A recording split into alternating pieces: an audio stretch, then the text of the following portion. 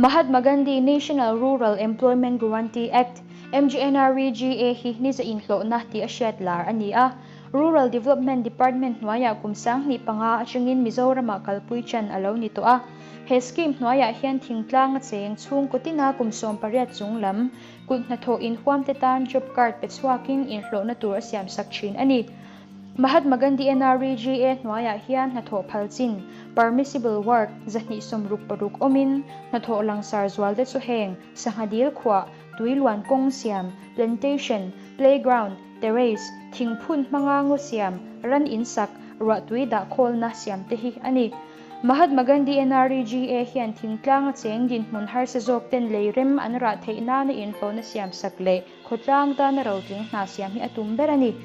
Mahatma Gandhi NREGA hi ashichiang du tan District Rural Development Office le Block Development Office te zofia the reng ani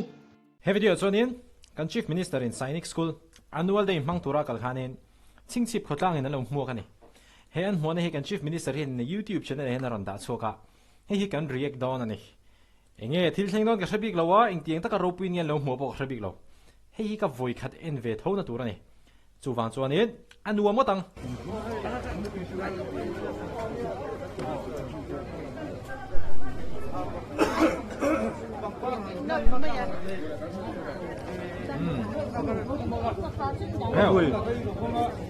pamparan nan don ke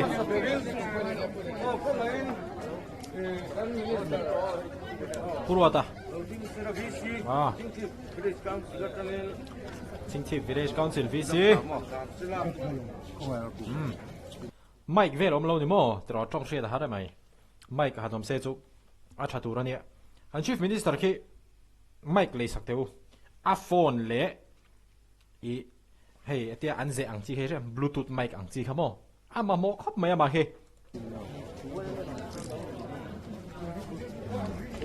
lo muak ro pui khop mai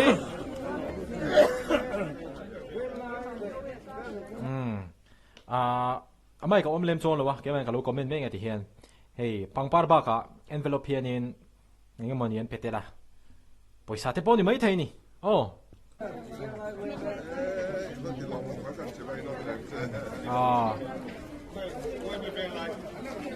lom takin na dong ani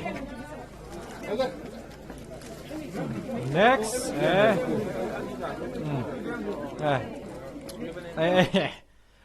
for relief fund poisa ni mai thai kan ti ka hei nia Chief Minister Relief Fund atan cheng sing khat Chhingchhip Village Council 10 an lo hla na ni aru bi khop mai tu da khianin Chief Minister le apu PC vanal ro da tro minister khi ani khi ilhan zoro ni kok ton zak maya Chief Minister Relief Fund cheng sing khat Chhingchhip Village Council cha khop mai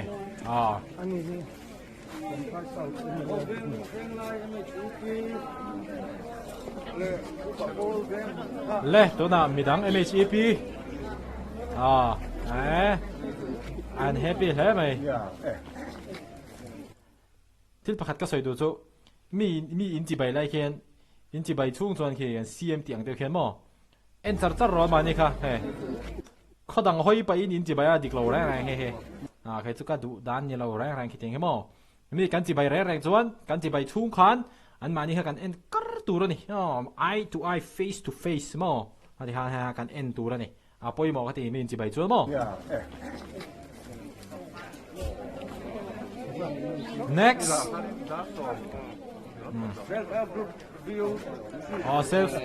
self-help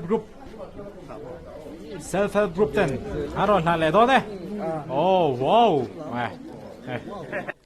lan tur ber hi an vachiang lo chen kha ka ti khamo in chi bai chung chon en ro ka de ha kan CM chon lo en char se ne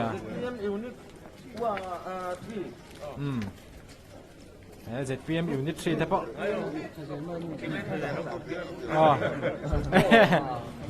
pero thế này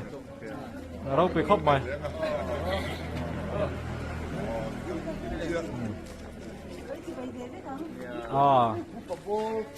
chị bày xem kiếm khá bôi mỏ mò fan ngã thế mày ha CM thế chứ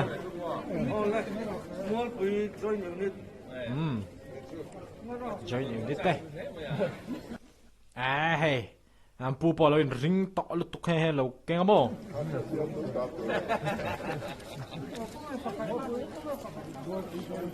Chhingchhip Bazaar Chief Minister here Chhingchhip Chinese School annual day sang samina pali man pui don hai biar tu MLA Minister Policy wa na ro ta chan pai sa biar tu lieutenant colonel min hanga mokha oming aten puklimen aten enjoy ma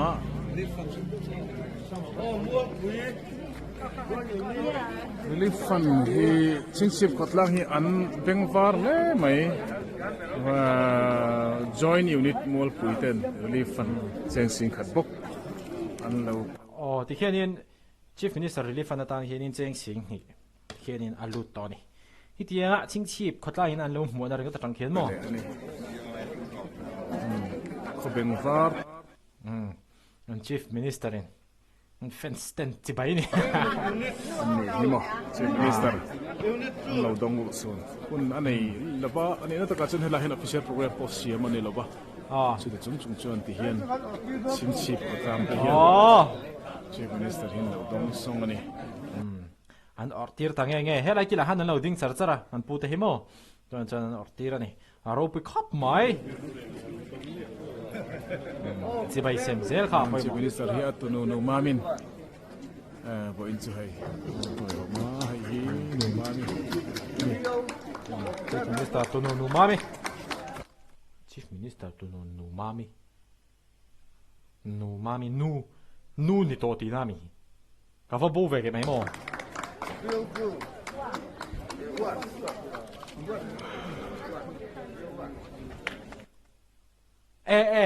ngora nu ni nang nu ma mi zo anik nei man yang zo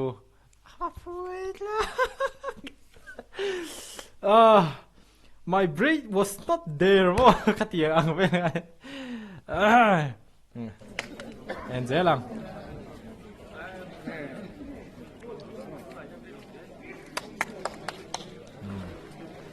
to ta hianin ko chief minister hi Chhingchhip khawtlang lo mo ka ni ha moi to khóc mày chief minister fence te lo pung kho ma mo aro pi khóc mày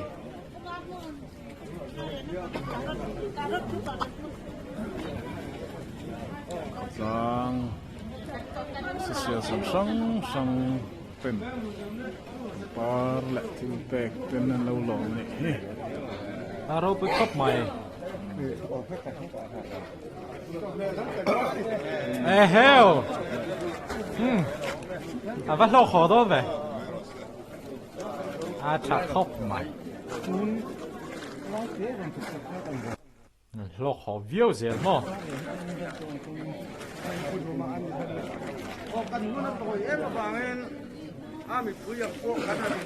ngâm rồi vâng NGO suy tu big thế để làm suy tu big thế đâu thì tuân chung mà hiện cái này nhìn xuống nè tuân chết tất cả rồi tuân nào hiện nhìn chung là hiện sang này nó tuân nào hiện nhìn công hông nè thì có làm gì là tuân tối thế thì cái này lóc đó nè là chuan khang có cái lóc mày là ăn sáng này kita in chung lama privacy de win meeting an nei don tina ni permission tro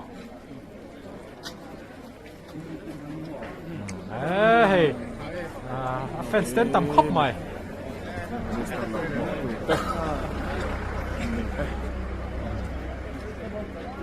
chief minister fence te ini mai lo ni china hani thil pakhat soidu ka nei heta hian mo hei bp sang dan hi nei aya ven ol sam ani lai thei top chu thinang che ti apoi mo khop mai bp sang ve khat nei to chon mo boi thak du nia bp sang tam doi ve khat ei to phai chang ei char ai chu fan chuan in bp sang thlen tu e kan ti chuan kan hre theu kha lifestyle kan nun dan in a zir lo chuan in bp sang hi mo tu po hen kan nei thei ve kan ni chu fan chuan in kan nun dan te uluk angai hresel na kan ngai poi mo angai exar kan lak that angai kan ele in te kan uluk angai zan mut that angai khang song song kha apoi mo em ni ti kha kan ron zep tel du ani le khati song kha kan riek thei chu ni te se aro pi khop mai chhingchhip khawtlang mi puite NGO association sang te in ti thain tero pi khop mai ti khan chief minister relief fund da poisa in han chung lut boka aro pui kan ti ni in zawai tan kut kan beng ang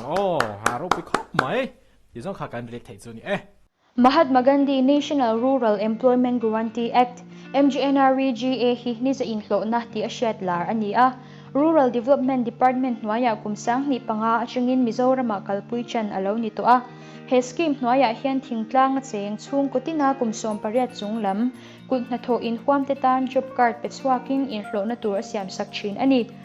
Mahatma Gandhi NREGA nwaya hian na tho phalchin permissible work zahni somruk paruk omin na tho langsar zwal de chu heng sanghadil khwa tuilwan kong siam plantation playground terrace thingphun mangango siam ran insak ra tuida kholna siam te hi ani